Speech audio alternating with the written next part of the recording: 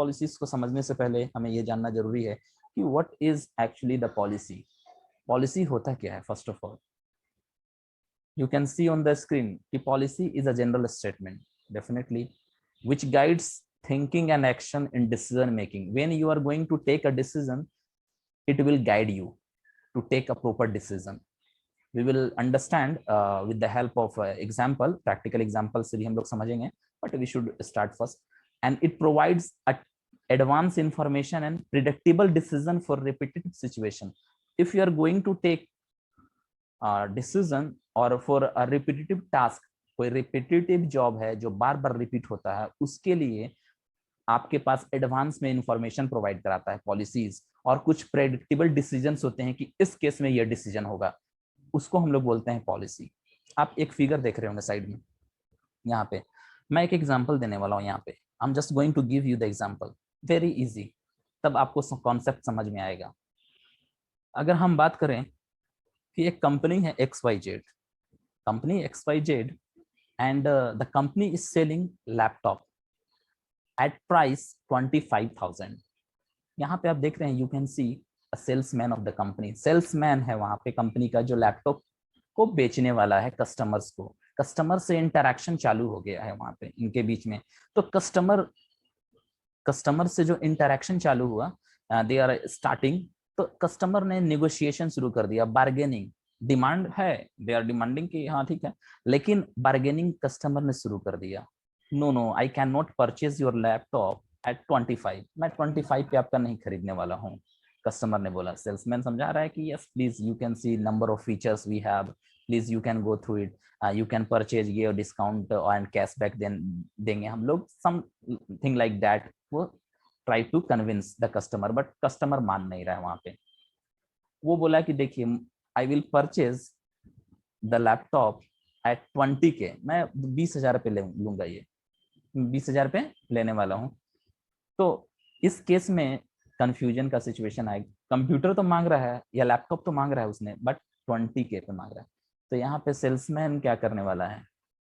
अब यहाँ पे एक सेल्समैन है कि समझ नहीं पा रहा है, अकेले है ना, उसके पास फोन है, he doesn't have phone, mobile phone to communicate. ऐसा एरिया है जहाँ पे वो कम्युनिकेट भी नहीं कर सकता है सीनियर्स को। इस सिचुएशन में एक चीज होता है कि we can talk with the seniors, तो वहाँ पे सिचुएशंस वैसा है नहीं, कुछ अवेलेबिलिटी है नहीं फोन कॉल्स की, तो वहाँ पे सीनियर्स से भी आप कॉन्टेक्ट नहीं कर पा रहे हैं। तो वैसे सिचुएशन में आपके पास काम आता है पॉलिसी। पहले से ही डिसाइड होता है, जो जनरल स्टेटमेंट है लिखा हुआ होता है पहले से, कंपनीज के मैनुअल, लाइक अ मैनुअल, वो लिखा हुआ है कि इस सिचुएशन में आपको क्या करना है। अब हम चलते हैं पॉलिसीज की तरफ। वी कैन सी हेयर, मैंने एक शॉर्ट में लिखा है, सेल्स पॉलिसी कंपनी का है, सेल्स के रिलेटेड, नोट बेलो 22K, नोट 22,000 के नीचे लैपटॉप को नहीं बेचना है, बट यहाँ डिमांड है 20, और नोट एबव 25, ये तो क्लियर है, यस।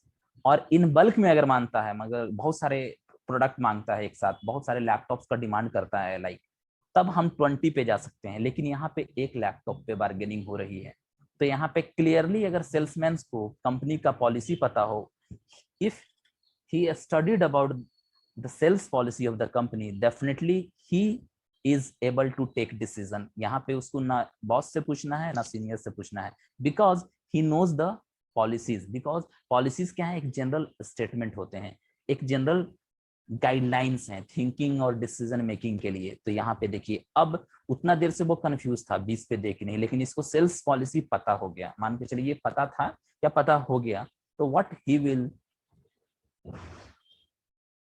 डू, वो बोलेगा no I can not sell, because company का पॉलिसी, सेल्स पॉलिसी हमें अलाउ नहीं करता। देने के लिए ही वी हैव अ पॉलिसी, पहले से जो होता है रिटन स्टेटमेंट में होता है, पहले से डिसाइडेड होता है, कंपनी के प्रोडक्ट लॉन्च से पहले उसके साथ पॉलिसी सेट कर दी जाती है, कंपनीज के साथ, एस्टेब्लिशमेंट के साथ कुछ पॉलिसीज हो जाती हैं, डिफरेंट डिपार्टमेंट के different policies written statement, written में होती हैं, रिकॉर्डिंग्स में। तो अब इसको पता चला कि yes we have a policy, why should not I should go with the help of sales policy. Sales policy उसे पता था, पढ़ा था उसने कि 22 के नीचे नहीं बेचना है और 25 के ऊपर नहीं, और बल्क में अगर कोई कस्टमर आते हैं तो definitely we can offer on 20K, 20 पे बेच सकते हैं। अब यहाँ पे बल्क में नहीं है, एक है, तो यहाँ पे वो बोलेगा 22 इज द लास्ट। आप 22 पे लेते हैं तो ठीक है, नहीं तो we are going to close the sales, हम लोग सेल्स को क्लोज करने जा रहे हैं। तो यहाँ पे क्या हुआ, देखिए यहाँ पे डिसीजन मेकिंग में हेल्प किया ये सेल्स पॉलिसी, बिकॉज क्योंकि ये रिटन स्टेटमेंट पहले से था। इस टाइप के सिचुएशन में अगर ये सेल्समैन एक था, अब दूसरा सेल्समैन आ जाता है सेम, तो वो भी इस पॉलिसी को फॉलो करेगा। सेल्स पॉलिसी उसको अलाउ ही नहीं करेगा 22 से नीचे जाने के लिए। हाँ, अगर कस्टमर ने यहाँ पे बोला मैं आपसे 100 या फिर 1000 यूनिट्स 1000 पीस लैपटॉप लेने वाला हूँ, तब आप बोलेंगे yes I can provide you at 20, क्योंकि उसको सेलिंग पता है। मतलब रूफ और सीलिंग के बीच में लिमिटेशंस को ही हम लोग पॉलिसीज बोलते हैं। देखिए this is the roof like, और ये टॉप फ्लोर टॉप है और ये है बॉटम, इसके बीच में ही आपको पॉलिसीज अलाउ करता है डिसीजन लेने के लिए। इसके बीच में ये देखिए यहाँ पे है ना 20, यहाँ पे मैंने लिखा है 25 के, यहाँ 20 के, इसके बीच में 23 पे दे सकते हैं, 24 पे दे सकते हैं, 22.5 पे दे सकते हैं, लेकिन 22 से नीचे नहीं दे सकते हैं, क्योंकि ये सेल्स पॉलिसी अलाउ नहीं कर रहा है, बिकॉज रिटन स्टेटमेंट है। No one can sell below 22 के, it is against the policies, sales policies of the company, तो why we should sell। तो ये एक जनरल पॉलिसी का मैंने बताया, ये किसी भी एस्पेक्ट में हो सकता है। अब we are going to talk about the personal policy, means HR policies. ये डेफिनेटली है कि it will be related with the human resource, HR department से रिलेटेड होने वाला है, क्योंकि वो जनरल पॉलिसीज का एग्जांपल मैंने दिया। But now we are going to talk about personal policy. You can see it is the total commitment of the organization to act in a specified way while dealing with employees। अच्छा, वो policies का part है, but हम लोगों को पढ़ना है personal policies. So personal policies is total commitment of the organization, means whatever the matter related with the human resource of the organization to act in a specified way while dealing with employees। employees से dealing के समय में जो भी organisation commitment है, चाहे recruitment से related हो, सिलेक्शन से रिलेटेड हो, सैलरी से हो, कंपनसेशन से हो, लीव से हो, बहुत सारे टर्म्स हैं, पेरोल से हो, अटेंडेंस से हो, जो भी कमिटमेंट है वो उसमें पॉलिसीज में लिखी होती हैं बातें। तो यहाँ पे देखिए लिखा हुआ है, मैंने सिर्फ डॉट डॉट दिया है, we can understand like if we are going to, जैसे कभी कभी ये पॉलिसी भी होता है किसी कंपनीज का, we have to hire only freshers not experience person, क्योंकि वो ज्यादा डिमांड करेंगे सैलरीज में, राइट। तो फ्रेशर को हायर करना एक पॉलिसी है इस कंपनी का, पर्सनल पॉलिसी है, सिर्फ फ्रेशर को हायर करो।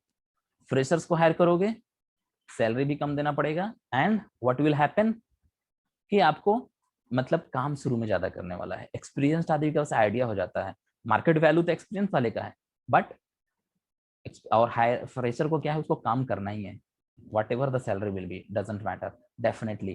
तो सैलरी का बात, जैसे आप सैलरी में पॉलिसीज की बात करें, रेम्यूनरेशन की पॉलिसी की बात करें, if you come to the point, personal policy का ही पार्ट है रेम्यूनरेशन पॉलिसी, सैलरी कि fresher, if you are going to hire a fresher computer science engineering graduates और electrical engineering graduates, then we have to offer 20 to 25। ये एक limitations बना दिया human resource manager के पास, बना दिया भाई, मैनेजमेंट ने बोल दिया कि आप 25 से ऊपर हैंड आपके हाथ में 20 से 25 है, इससे ऊपर मत बढ़िए। उससे ऊपर बढ़ना है, बहुत ज्यादा अच्छा कैंडिडेट है, then you have to negotiate and you have to inform to the top level management. Because ऐसा नहीं है कि डायरेक्टली हम किसी को डायरेक्टली फ्री हैंड में हायर कर लेना, फ्री हैंड ये है आपका दिया हुआ 20 से 25 के। This is the policy for the fresher who are coming from the computer science background and electrical engineering background। उनके लिए, फ्रेशर्स के लिए पहला तो पॉलिसी ये भी हो सकता है कि only hire the fresher candidates, hiring fresher is one of the policy. दूसरा है रेम्यूनरेशन की पॉलिसी में बात करें, देन 20 to 25 के फ्रेशर को हम लोग देते हैं, उससे नीचे नहीं, 20 से नीचे नहीं देना है, 19 नहीं, अपने मन से आप काम नहीं कर सकते हैं कि 19 दे दिया अगर दुश्मनी है तो, no, this is not acceptable and this is not fair as well as एक इंडस्ट्री का नॉर्म्स है, if we have to follow, we have to follow the norms of the industry as well as what other companies are giving in the same industry। जो other companies दे रही हैं उनको उनके हिसाब से देना होगा, अदरवाइज आप पीछे रह जाएंगे, अच्छे एम्प्लॉयज को तो दूसरे ले जाएंगे। So that's why 25 to 20 recruitment policy या एचआर पॉलिसी बोल सकते हैं। हाँ, लीव पॉलिसी भी होता है कहीं कहीं कंपनीज का, लाइक 2 days ऑफ आपने देखा होगा बहुत सारी कंपनीज में। बैंक में सेकेंड सैटरडे ऑफ है इंडिया में, और बहुत सारे अब बाहर की जितनी भी कंपनीज इंडिया में सेटअप हो रही हैं वो 2 days ऑफ देती हैं, सैटरडे संडे। लेकिन अभी भी देखेंगे गवर्नमेंट में सेक्टर में ऑफिस में तो सैटरडे से मंडे से संडे सैटरडे तक का कॉन्सेप्ट है, संडे ही सिर्फ लीव है। तो वो डिपेंड करता है what your leave policy is, आप कैसा डिसाइड किए हैं कि 5 दिन चलाना है कि 4 दिन भी आजकल है कहीं कहीं 10-10 घंटा काम कराएगा, ठीक है ना। ऐसे तो 8 आवर्स है ना, तो 10 hours in a day, 4 days काम कीजिए, 3 दिन छुट्टी, मतलब 40 घंटा करना है इन अ वीक। ये है स्टैंडर्ड एक बन गया पैटर्न। क्योंकि स्ट्रेस रिलीज के लिए भी जरूरी है वो टाइम देना, प्रेशर्स को रिलीज करने के लिए छुट्टी दिया जाता है, अगर आपको पता होगा तो। इसका बहुत बड़ा इंपॉर्टेंस इस डिपार्टमेंट का। तो लीव पॉलिसीज मतलब टोटल कमिटमेंट क्या है ऑर्गेनाइजेशन का, रिस्पेक्ट ऑफ एम्प्लॉयज, कैसे डील करना है अपने एम्प्लॉयज को डिफरेंट डिफरेंट सिचुएशंस में। अब इसके लिए जरूरी नहीं कि आपको कोई बताने आएगा बार बार, you have to go through the policies, क्या बने हैं policies, being a HR manager, और आप ही फ्रेम कर सकते हैं। और personal policies gives assurance about decisions, assurance, it provides assurance in decisions और decision making, fair, consistent and in line with the goals. If you are going to frame the policies, या फिर अगर जो policies होगा, personal policies जो होगा, वो आपके डिसीजन को एश्योर करेगा कि इट इज फेयर, कंसिस्टेंट और गोल्स के इन लाइन है, गोल्स के ही तरफ जा रहा है। गोल है कुछ ना, उसके रिगार्डिंग में अच्छे कैंडिडेट्स को हायर करेंगे डेफिनेटली, तो गोल अचीव करेंगे। अगर हमको ज्यादा प्रोडक्टिविटी अचीव करना है या फिर हमें प्रॉफिट मेकिंग ज्यादा करना है, तो definitely we have to hire the talented candidates. तो ये क्या है, टैलेंटेड कैंडिडेट्स को हायर करना आपके गोल की तरफ भी ले जा रहा है। Personal policy deals with, yes, personal policy deals with personnel selection, means employee selection, compensation, benefits, एक second, benefits, yes, benefits, union relations and public relations, yes. It is concerned with personal selection, means what are the policies of selection, means selection policies क्या है companies की, means how you recruit the candidates, how you recruit your employees, कैसे recruit करते हैं employees को। selection का आपका क्या है भाई policies, like हमने बताया कि we have to shortlist, like first of all we have to shortlist the resume, then we will conduct interviews, then test, then technical round, demo कराएंगे, कुछ लाइक दैट। जो भी है आपका पॉलिसीज है वो, तो उस पॉलिसीज को फॉलो अप करना होगा। ऐसा नहीं है कि कुछ भी लगा रहे हैं, और कुछ नया करना है ना, कुछ नया करना है तो उस पॉलिसीज को देखते हुए करना है कि ये सब पार्ट आ रहा है कि नहीं आ रहा है। ये नहीं कि स्किप कर दिया इस चीज को, नहीं तो फिर नया पॉलिसीज कंपनी को बनाना पड़ेगा। जब पुरानी हो जाती है, आउटडेटेड हो जाती है, तो देन पॉलिसी फ्रेम की जाती है। ऐसे ये पॉलिसीज जो फ्रेम होती है वो लंबे समय के लिए फॉर्मुलेट की जाती है। Now it's concern with compensation. हमने बताया था कंपनसेशन में आप लोगों को, कंपनसेशन रिलेटेड पॉलिसीज क्या है ऑर्गेनाइजेशन में। Suppose a worker gets injured हो जाता है वर्क प्लेस पे, so what kind of compensation you will give in such kind of accident. एक नॉर्मल एक्सीडेंट में क्या है आपका पास, मतलब कंपनसेशन देने का। सेकंड में अगर उससे कुछ ज्यादा वर्स्ट है, मतलब ज्यादा खराब है,